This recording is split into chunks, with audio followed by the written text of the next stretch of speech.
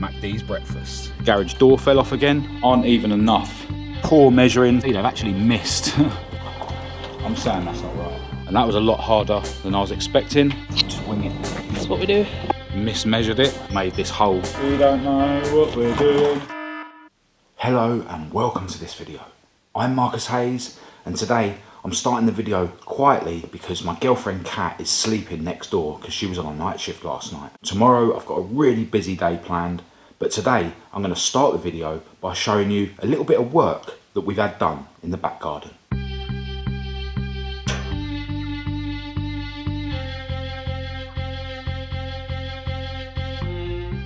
Right, so as you can see, the whole garden's been redone, got a fresh patio. It was a bit of a mess here before. I'll put some pictures up of what it did look like before. Another thing that was really bad before was the drainage, and the guys who've done the garden have put this drain in all the way along there. We've also got some nice flower beds around the outside, and Angelina, Kat's mum, is an expert when it comes to gardening, so she'll be the one taking care of them. Yeah, overall, I think it looks amazing. And Kat's really happy with it, and if she's happy, I'm happy. Now, the company that did that work for us is called Ches Building Services. I'll leave a link to their Instagram in the description. They also do scaffolding under the name of Secure Scaffolding. Right, now I need to leave for work about half an hour ago, so I need to get MAUDE out of the garage, and then I'll give you a first look at my Cowboy carpentry project.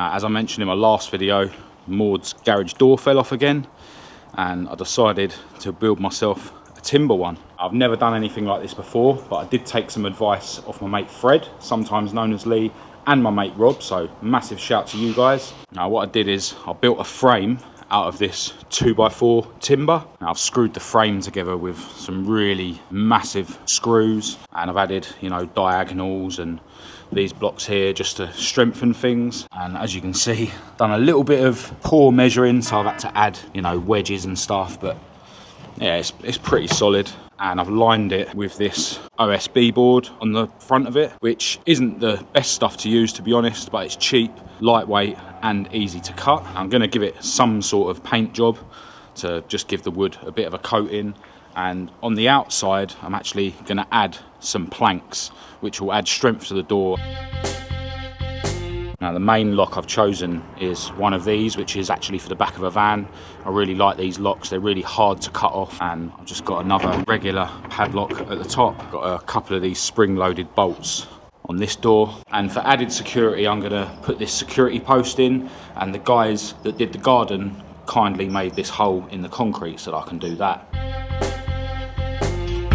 Now for the planks on the outside, I'm actually going to try and use the wood on these pallets rather than buying some more wood. Now rather than, you know, trying to lever the planks off or whack them off with a hammer, which will inevitably break some if not all of the planks, it's best to actually just hack through the nails with a hacksaw. Now I don't have a hacksaw here, but I do have a reciprocating saw, so I'm just going to have a go at using that to see if this is going to work. Sweet. So yeah, that's handy. Looks like that's going to work, which is going to save me some labour. But right now I need to get to work because, as usual, I'm running really late.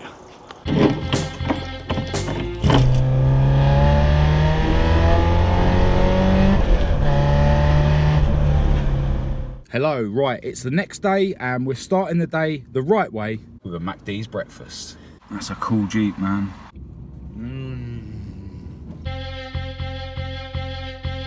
Alright, so we are back at the garage. Got a load of supplies from Toolstation and B&Q, and I spent some time at home breaking up the couple of pallets that I had in the garden, and that was a lot harder than I was expecting. My reciprocating saw is really cheap, so the battery runs out really quick. Yeah, we've got a good few planks, so we can at least start nailing planks to the outside of the garage doors, but first I want to get some sort of coat of paint on the inside and on the outside. So we bought this paint from B&Q. It says it's for rough sawn sheds and fences and stuff, and yeah, the wood we're going to be putting on the outside is sort of rough sawn stuff, and this stuff was really cheap. So yeah, we're just going to put a coat on the inside and the outside of both of the doors.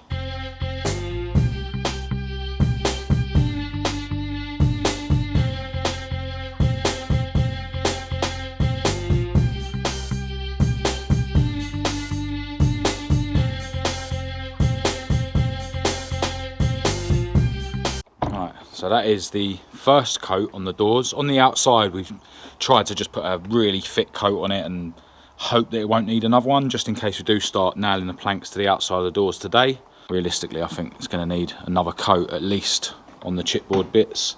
The 4x2 seems to have covered a lot better though. But yeah, we'll just see what it looks like once it starts drying. Nice job. A bit of paint on your face. A few speckles. I felt loads going on my face, but I think it's all in my beard.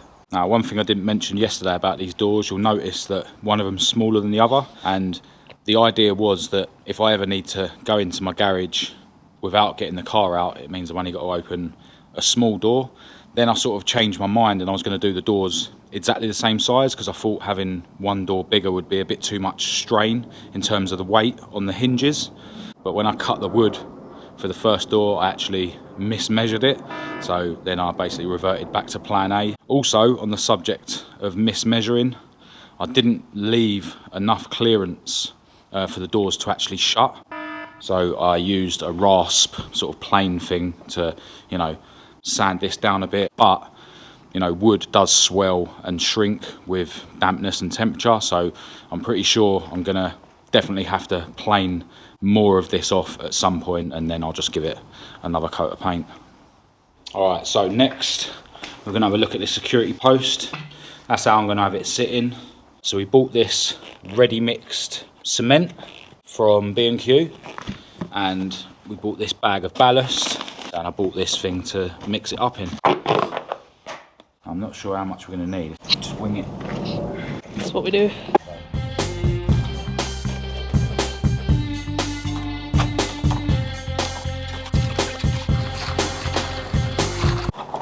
I'm saying that's not right. Yeah. Overwatered it, don't Yeah, I think so. Just chuck more in. We don't know what we're doing. Oh, I'm gonna get cement in my hair.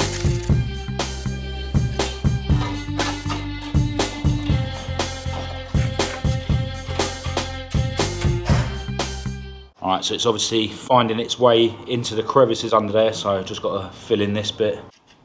So that is the post all concreted in. I've never done anything like this myself before either. My mate Fred did the security posts for the garage where I store Esther. But yeah, hopefully it will set up nice and won't sink too much over time. It should keep moored nice and safe. I've just got this bit of wood propping it up to keep it nice and straight while the concrete sets. Right, so next up I'm going to have a look at something that I've been dreading, to be honest, to do with the roof. Yeah, so the main area where it leaks is like along here. Now, if you've been watching my videos a while, you'll remember that we actually got someone out to give the roof a coat of chromopole. And when they came out, they assured us that it would work. And even if it didn't work, they would come back and top it up. But then when the garage roof leaked again and they came out, they then said that it wasn't worth topping it up. We've bought a tub of the chromopole stuff that the company put on our roof. So I'm just going to try and put a load of this in the places where it leaks, and then just see if it's any better next time it rains. Let's see what this stuff looks like. Yeah, it doesn't say anything about stirring it. So it's obviously quite thick stuff and it's got fibres in it.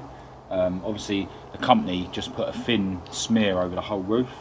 But this might actually work if I, you know, put it on thick enough in the areas that it needs it, but I'll wait to find out.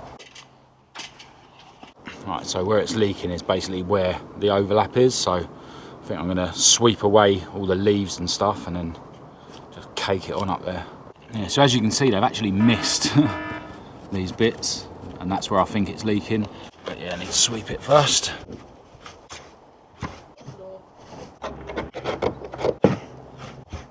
Yeah, I've got this proper tar brush from Talkstation as well. I might try and pour it. Yeah. Yeah.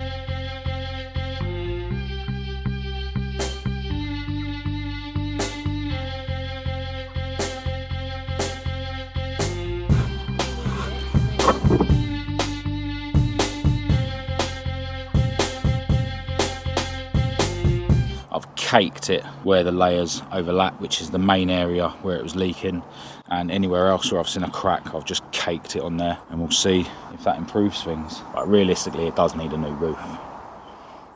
Alright, so I think now I'm gonna get all the nails out of all these bits of wood from the pallets and see how many planks I've actually got to use on the outside of the door.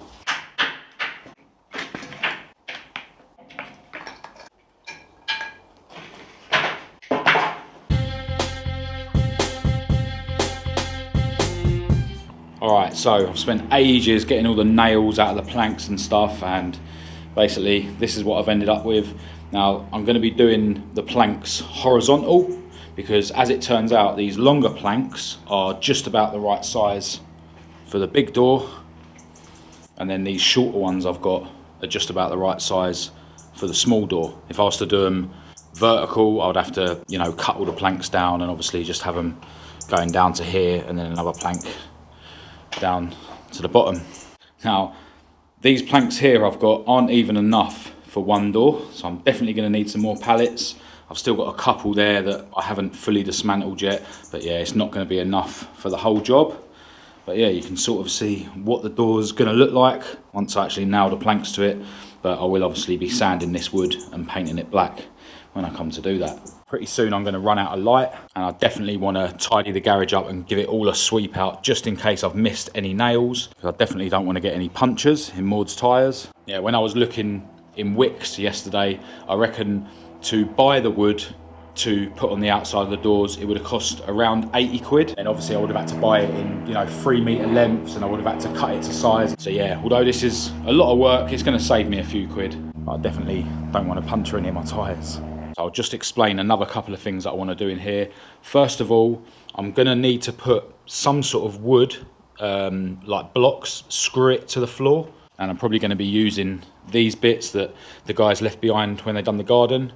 Basically, just going to put one there and then another one there, and then that will mean that Maude will actually be able to get over the security post when it's folded down. Maude is a little bit lower than Esther is, and Esther only just about gets over her security post. Now, I was actually going to buy these little speed bump things that you can get from Toolstation, but they didn't have any in stock, so I wasn't able to pick them up today, so I basically decided to make my own out of wood, which is going to save me another 40 quid. Another thing I bought today is this blind spot mirror.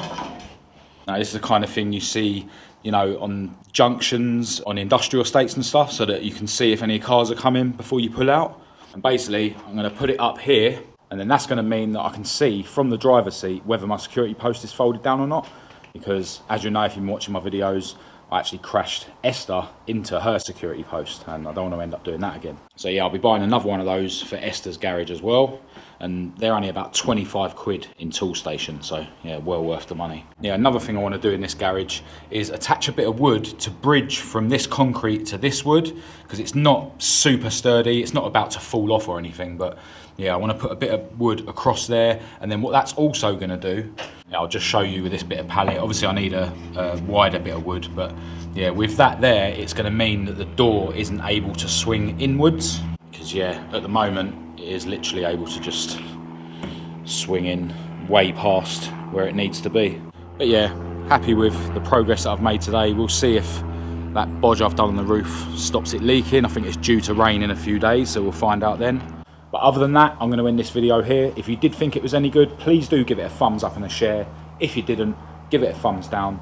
Click subscribe if you're new and you want to keep up to date with all my future uploads, and check the links in the description to my social media and my email address. Those of you who want to support the channel by purchasing some stickers, details about that are also in the description. But other than that, until next time, thanks for watching.